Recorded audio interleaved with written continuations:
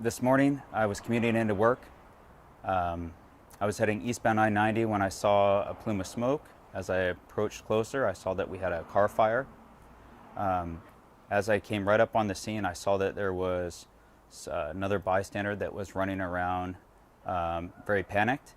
I pulled over and jumped out of the vehicle. Another bystander had a crowbar and they broke out a window. It was obvious that there was somebody that was trapped inside. As I ran to the scene, we assisted in getting the patient out. When we removed him from the vehicle, he was still on fire. At that point, we started to drag him to safety. We got him about 15 feet from the vehicle. And then the flames started to intensify. So then myself and two other bystanders repositioned him about 10 yards behind the traffic scene. At that point, I ran back to my vehicle and ended up grabbing my phone and my first aid kit. As I got back to the patient, he was initially unconscious, and that's when the flame started to intensify. He then came coherent and stated that there were acetylene tanks that were in the vehicle.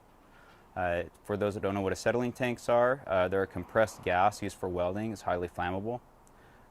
Once I got that piece of information, I gathered 3 other bystanders and we picked the patient up and moved him approximately 30 yards west of the scene to safety.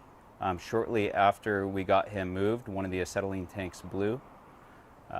At that point, I called 911 from my phone to report that we had a 40-year-old male. He had burns on his arms, his back, and the back of his head. At that point, I started to render aid. MSO1 from Bellevue showed up shortly after that. I notified them that we had at least 1 tank that had exploded and possibly 3 others that were still in the vehicle. Shortly after MSO1 arrived, we had another Bellevue engine show up and a Mercer Island engine show up, which then took over aid of the patient.